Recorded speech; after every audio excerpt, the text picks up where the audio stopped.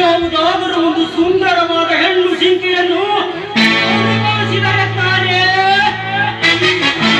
ಹುಟ್ಟುಹಬ್ಬಕ್ಕೆ ಭಯ ಬರುವುದು.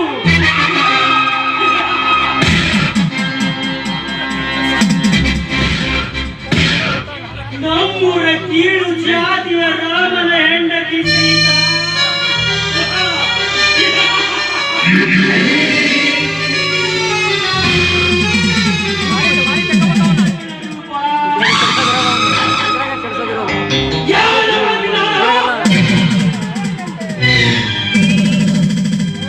ಒಮ್ಮೆ ನೋಡಿದರೆ ಮತ್ತೊಮ್ಮೆ ಮುಗಿದೊಮ್ಮೆ ನೋಡಬೇಕೆನಿಸುತ್ತದೆ ಅವಳ ಸುಂದರವಾದ ಮೊಗದ ಕಾಂತುಗಳನ್ನು.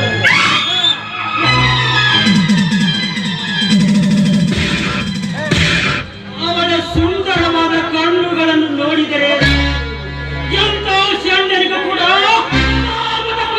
ನೆತ್ತಿಗೆ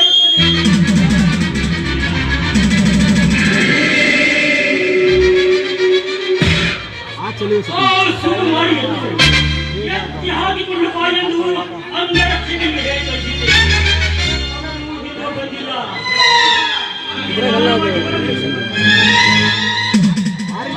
ಅಡಿಗೆಯನ್ನು ಆರಿಸಿ ಉಂಡರೇನೆ ತೃಪ್ತಿಯಾಗುವುದು. ಒಂದು ಹೆಣ್ಣನ್ನು ಅನುಭವಿಸಬೇಕಾದರೆ ನಿಧಾನವಾಗಿ ಅನುಭವಿಸಬೇಕು.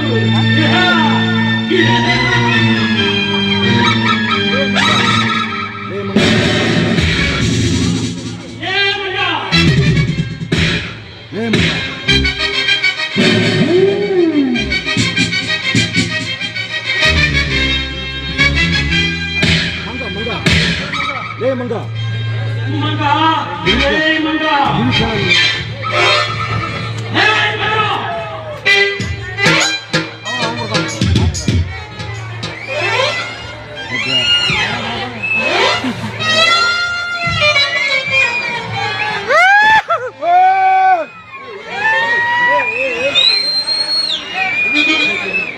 ಏನಾಗಲ್ಲ ಸುಮ್ಮನೆ ಮಾತಾಡಕತ್ತೀನಿ.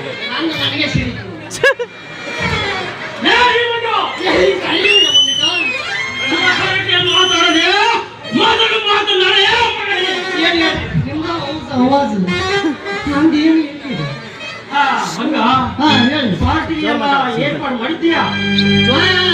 ಅದಕ್ಕೆ ಕೇಳಿ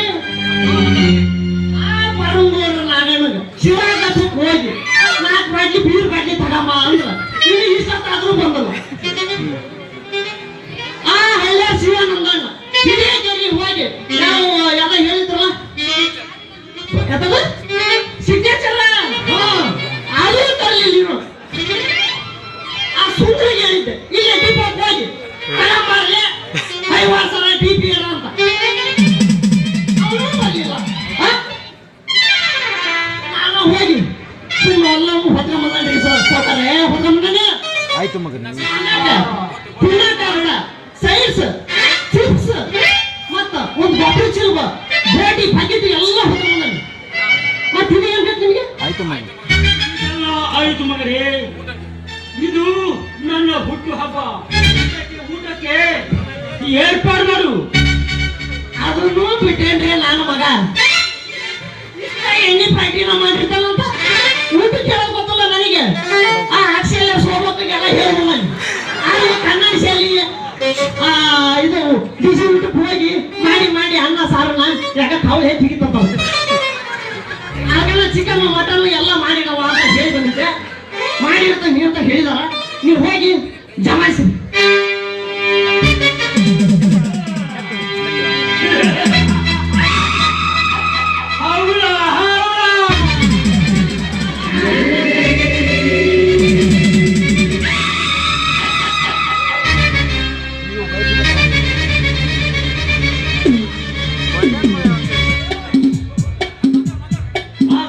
ನೀವು ಹೇಳಿರುವ ಪಾರಿವಾಳನ್ನು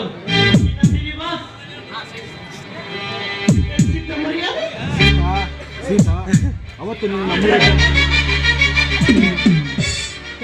ನೀನು ಅಂದು ನೀನು ನಮ್ಮೂರ ಜಾತ್ರೆಯಲ್ಲಿ ಇಳಕಲ್ ಸೀರೆಯನ್ನು ಹುಟ್ಟುಕೊಂಡು ಬಂದು ನೋಡಿದಾಗಿನಿಂದಲೂ ಈ ಪ್ರವೇಶ ಕೆಡ್ಸೋದು ಇಲ್ಲ ಅಂತ ಅಷ್ಟೇ ಅಲ್ಲ.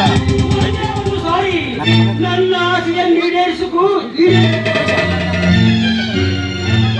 ಎಮ್ಮೆಲ್ಯೆ ಸಾಹೇಬ್ರೆ, ಒಬ್ಬ ಬಡ ರೈತರ ಹೆಂಡತಿಯನ್ನು ಈ ರೀತಿ ಬಯಸುವುದು ನಿಮ್ಮಂಥವರಿಗೆ ತರವಲ್ಲ. ಬಯಸುವುದು ತಮ್ಮ ವಿಚಾರ. ವಿಚಾರ ಆಚಾರ ಮಾಡುವ ಮೊದಲು ಸೀತಾ ಆಚಾರ ಮಾಡುವ ಸಮಯ ನನಗಿಲ್ಲ. ಇವತ್ತು ನಾನು ಕರೆಗೆ ಬಂದೆ. ಸೀತಾ, ಇಂದು ನೀನು ನನ್ನವಳನ್ನಾಗಿ ಸುಖ ಕೊಡಲೇಬೇಕು.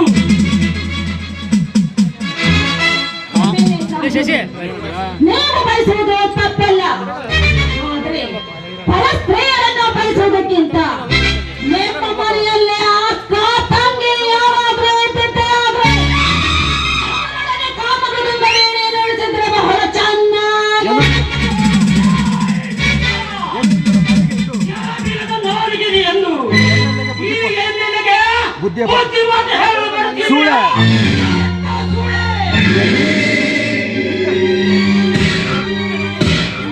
ಸೀತಾ, ಮೊದಲು ನಿನ್ನ ಆಸೆಯನ್ನು ಈಡೇರಿಸಿಕೊಂಡು ಆಮೇಲೆ ನೋಡಿಕೊಳ್ಳುವೆ.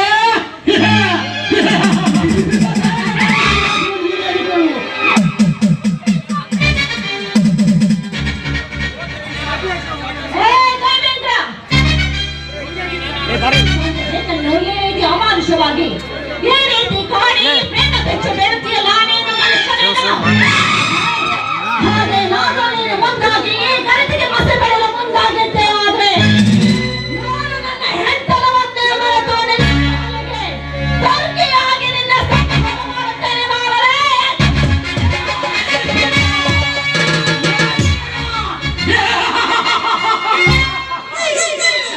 ಸೀತಾ, ವೆಂಕಟರೆಡ್ಡಿಯವರು ಕಾವ್ಯವನ್ನು ರಚಿಸಿದ್ದಾರೆ.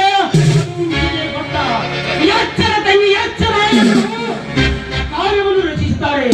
ಅದನ್ನು ನೀನು ಓದಿದ್ಯಾ? ಸಿಗಲೇ ಸೀತಾ, ನಿನ್ನ ಪೌರುಷದ ಮಾತುಗಳನ್ನ ಬೆಲೆ ಕೊಟ್ಟರೆ ನನ್ನ ಮೀಸಿಗೆ ಅವಮಾನ. ಸೀತಾ, ಬೇಗ ಬಂದು ನನ್ನವಳಾಗಿ ನನ್ನೊಡನೆ ತಕಡಿವಿ ನಾ ಎಂದು ಆಡುವ.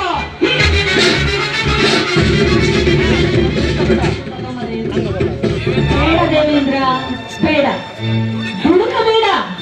ಹುಡುಕಿ ನಿನ್ನ ಈ ಅಪಮಾನಗೈತು ನಿನ್ನ ಗೌರವಕ್ಕೆ ಅಪಗೌರವ ತಂದು ಬರಬೇಡ. ಪತಿಗೆ ಪರಮಾತ್ಮ ಅಂತ ನಂಬಿದವಳ ಶೀಲಕ್ಕೆ ಕೈ ಹಾಕಬೇಡ. ಬೈಕಿನ ಬಟ್ಟಿಗೆ ತಾಳಿ ಕಟ್ಟಿದವನು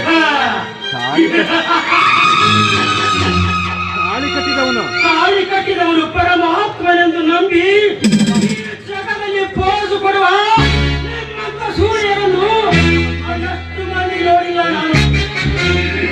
ಯಾರಿಗೂ ತಿಳಿಯುವಂತೆ ಯಾರಿಗೂ ಇಂದು ತಿಳಿಯುತ್ತೆ. ನಾನು ಬಯಸಿದ್ದನ್ನು ಉಣ್ಣಲೇಬೇಕು. ಬೇಗ ಬಾಸಿತ. ನಾನು ಹುಟ್ಟುತ್ತಲೇ ಬಡತನದಲ್ಲಿ ನಾನು ಒಬ್ಬ ಬಡ ಕುಟುಂಬದ ಬಡ ರೈತನ ಹೆಂಡತಿ. ಪತಿಗೆ ಪರಮಾತ್ಮ ಎಂದು ಅವರ ಅಡಿಯಲ್ಲಿ ಹುಡುಗಾಗಿ ಬಾಳುವ ಹೆಣ್ಣು. ನೋಡಿ, ತಾಳಿ ಕಟ್ಟಿದ್ದ ಪತಿಯೊಬ್ಬರೇ ನನಗೆ ಪತಿ. ಈಗ ಮೆಚ್ಚಿದವರೆಲ್ಲ ನನಗೆ ಸಹೋದರರು, ನನಗೆ ಬಡ ಹುಟ್ಟಿದ ಅಣ್ಣನ ಸಮಾನರು. ಅಣ್ಣ ಸಮಾಜದ ಮುಂದೆ ಪಕ್ಕದ ಅಣ್ಣ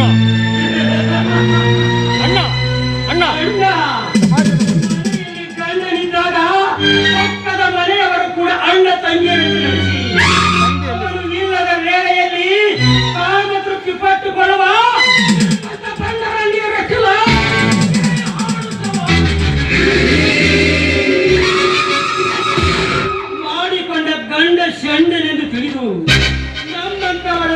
ಹೇಳ್ತಾನೆ. ಬಯಸುವ ಹೆಣ್ಣುಗಳೆಷ್ಟಿಲ್ಲ ಸಮಾಜದ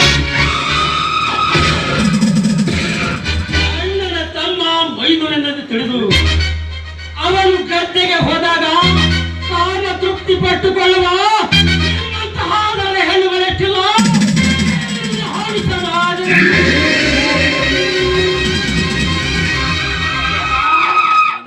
ಈ ನಿನ್ನ ಪೌರುಷದ ನಿಮ್ಮಂತ ಸೋಗಿನ ನಾನು ಬರೆಯುತ್ತಾ ಹೋದರೆ ಕುಟಗಳೇ ಸಾಲುವುದಿಲ್ಲ. ಬೇಗ ಬಂದು ನನ್ನವರಾಗು, ಇಲ್ಲದಿದ್ದರೆ ಬರಬೇಕಾಗುತ್ತದೆ.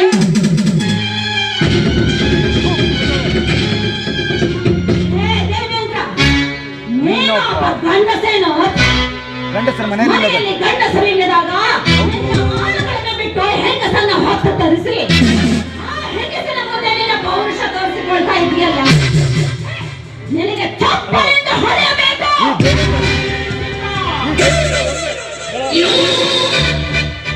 ಕಟ್ಟಲ್ಲ, ಅದು ಕಾಮದ ಮುತ್ತು.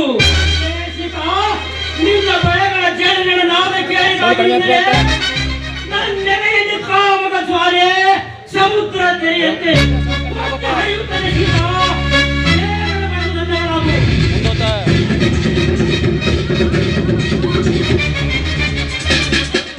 ನನ್ನ ಕೈ ಹಿಡಿದು ಮಾತನಾಡಿದ್ದಕ್ಕೆ ನಿನಗೆ ಈ ತಕ್ಕ ಉತ್ತರ.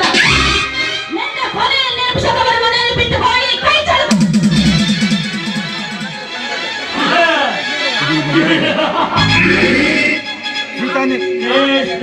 ಸೀತಾ ಇದು ಕಟ್ಟಲ್ಲ. ಈ ದೇವರ ಕಣ್ಣಿಟ್ಟ ಹೆಣ್ಣನ್ನು ಕೈಯಾಡಿಸದೆ ಬಿಡುವುದಲ್ಲ. ಒಳ್ಳೆ ಮಾತಿನಿಂದ ನಾನು ಆಡುವ ಪುಂಗಿಯ ನಾದಕ್ಕೆ ನೀರು ಮಾದರಿಯಾಗಿ ಒಟ್ಟೆ ಮಾಡಬೇಕು.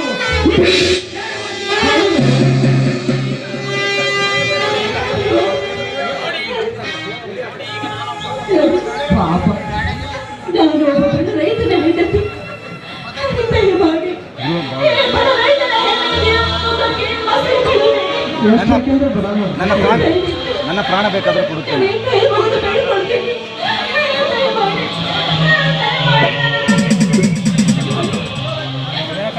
ದಯಮಾಡಿ, ನಮ್ಮನೆಯವರಿಗೆ ಮಾತ್ರ ಹೆಣ್ಣು ಕೊಡುತ್ತಾರೆ. ಆದ್ರೆ ಈ ಶ್ರೀರಾಮನಿಗೆ ತಪ್ಪೋದಿಲ್ಲ.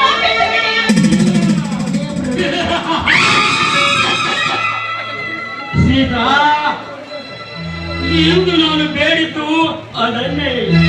ನೀನು ಕಣ್ಣೀರಿಟ್ಟು ಕೈ ಬಿಗಿದು ಬೇಡಿಕೊಂಡರೆ ಕೈ ಹಿಡಿದು